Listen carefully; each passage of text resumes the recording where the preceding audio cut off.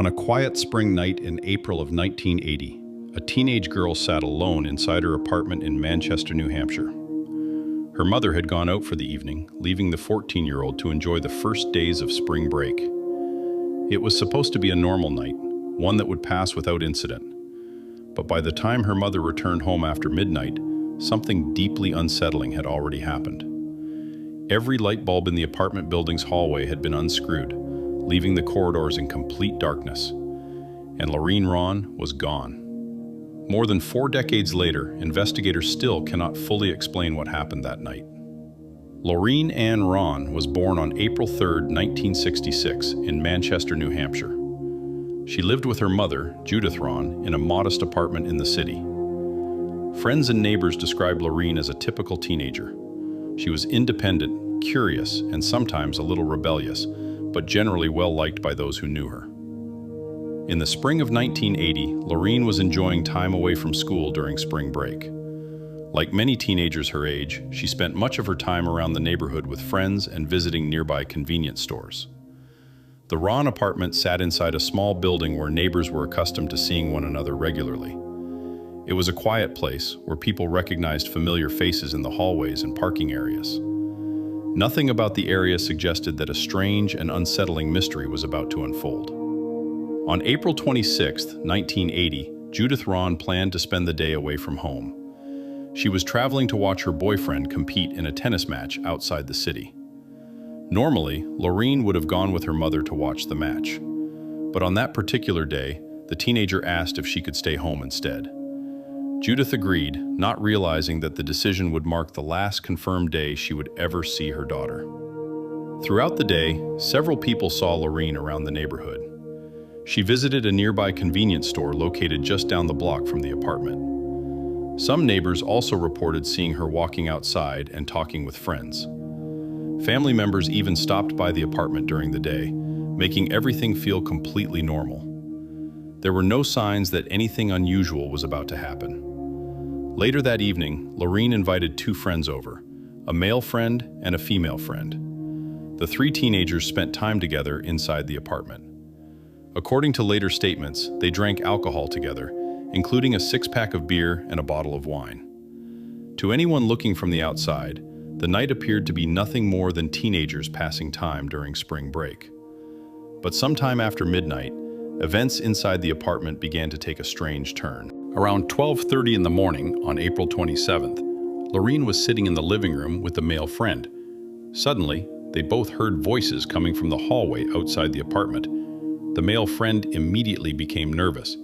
He believed Laureen's mother might be returning home, and he was worried about getting into trouble if he was found there. So he quickly left the apartment through the back door. Before leaving, he later told investigators that he heard Laureen lock the door behind him. If his statement was correct, that moment may have been the last confirmed time anyone saw Laureen Rahn. Inside the apartment, the female friend remained behind. She later claimed she had been drinking heavily and remembered very little about what happened during the rest of the night. Around 1:15 in the morning, Judith Rahn finally returned home with her boyfriend. As soon as they entered the apartment building, something immediately felt wrong. The hallway was completely dark. Every light bulb on all 3 floors of the building had been unscrewed. The darkness made it difficult to see anything as they walked toward the apartment door. When Judith arrived at the apartment, she discovered the front door was unlocked. Inside the apartment, everything seemed quiet. Judith walked toward her daughter's bedroom and looked inside. In the darkness, she saw someone sleeping in the bed. Relieved, she assumed it was Laureen and quietly stepped away. But moments later, her boyfriend noticed something strange. The back door of the apartment was open. Concerned, Judith returned to the bedroom to wake her daughter and ask what had happened. As she approached the bed, she realized something shocking. The person sleeping there was not Laureen. It was her daughter's friend. The friend later explained that Laureen had gone to sleep on the couch in the living room, but when Judith checked the couch, Laureen was nowhere to be found. Laureen's purse, money, and brand new sneakers were all still inside the apartment. None of her clothing was missing, and there were no signs of a struggle. It was as if Laureen had simply stepped outside for a moment, but she never returned. Judith immediately began calling relatives to see if Laureen had gone to stay with any of them. When no one had seen her, Judith and her boyfriend began searching the surrounding neighborhood. Hours passed with no sign of the missing teenager. At approximately 3:45 in the morning, Judith flagged down a passing police officer and reported her daughter missing. At first, investigators believed Laureen might have run away. Teenagers sometimes leave home temporarily, and police initially assumed this might be one of those cases. But as days passed and Laureen failed to return, that theory became less convincing. Police began to suspect that something far more serious may have occurred. One witness later claimed that a bus company employee had sold a ticket to a girl matching Laureen's description on the day she disappeared. Another driver believed he may have dropped off a girl resembling Laureen in Boston's Park Square. However, when investigators later showed the driver a more recent photograph of Laureen, he admitted he was no longer certain the passenger had been her. The lead quickly went cold. In the months following the disappearance, an even stranger development occurred. Judith Rahn began receiving unusually high phone bills. When investigators looked closer, they discovered several long-distance calls had been placed to the Rahn home. The calls had originated from motels in Santa Monica and Santa Ana, California, nearly 3,000 miles away from Manchester. Even more disturbing, the caller never spoke. The phone would ring, and when Judith answered, the line would remain silent. Eventually, investigators discovered that one of the motels where the calls originated had once been suspected of hosting illegal activities involving child exploitation. Despite this disturbing connection, police were never able to prove that Laureen had ever been at either location. The calls eventually stopped, and Judith later changed her phone number. The identity of the caller has never been discovered.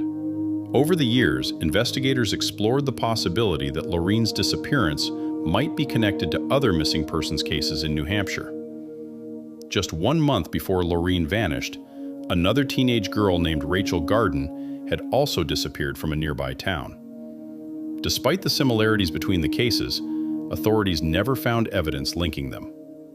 Another possible connection emerged years later involving a man named Terry Peter Rasmussen.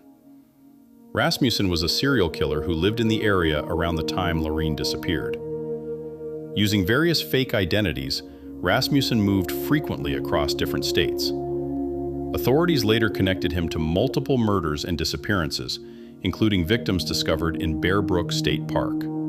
Although Rasmussen lived less than 2 miles from where Laureen vanished, investigators were never able to prove he was responsible for her disappearance.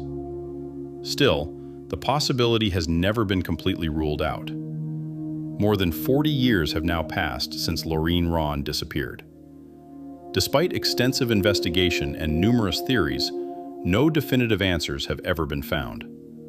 There have been no confirmed sightings, no physical evidence has been discovered, and no one has ever been charged in connection with the case. For Judith Rahn, the years after her daughter's disappearance were filled with unanswered questions and lingering fear. The strange phone calls, the darkened hallway, and the unanswered leads all remain pieces of a puzzle that has never been solved. What really happened inside that apartment building on the night of April 26, 1980? Why were the hallway lights unscrewed? Who made the mysterious phone calls from California? And most importantly, what happened to Laureen Rahn? Until those questions are answered, her disappearance remains one of the most haunting, unsolved mysteries in New Hampshire. And somewhere out there, the truth about that night may still be waiting to be discovered. If you found this story fascinating, don't forget to subscribe to the channel for more real-life mysteries and unexplained cases. And if you have any theories about what might have happened to Laureen Rahn that night, share your thoughts in the comments below. Your idea might help uncover a piece of the mystery that has remained unsolved for more than 40 years. Thank you for watching, and stay curious.